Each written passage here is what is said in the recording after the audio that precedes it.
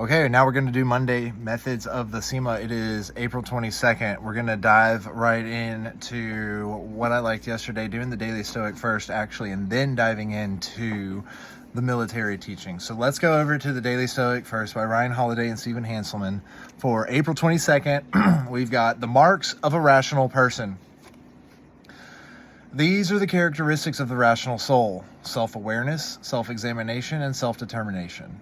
It reaps its own harvest. It succeeds in its own purpose. Marcus Aurelius, Meditations 11.1-2. All right, so the rational soul is self-aware, able to be self-examining, and it has self-determinations. It reaps its own harvest, right? So like if you do these things, you will reap your own harvest, right, in due time. And anybody who's done something and put in a lot of effort has reaped the feel good of the outcome.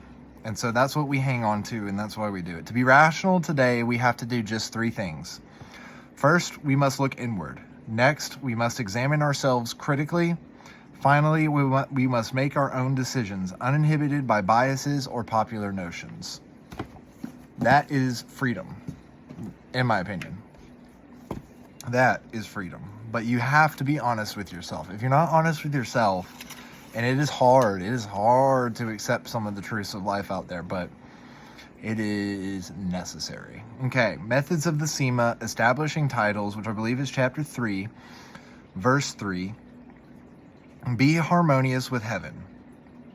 Make resources abundant. Please the masses. Profit from the terrain. Prioritize arms. These are called the 5 considerations.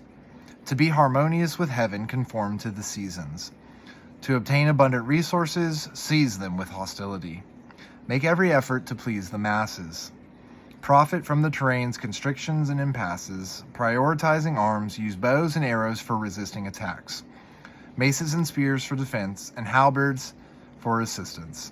In general, these 5 weapons each have their own use. That which is long protects the short. That which is short rescues the long. If used after one another in war, the battle will endure.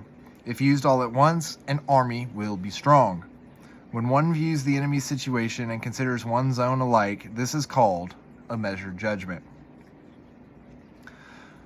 Just the closing of that, just that last sentence. When one views the enemy's situation and considers one's own alike, this is called a measured judgment. And we just heard from the Daily Stoic about being able to look inward, being able to examine yourself, being able to be self-determining, self-aware, right?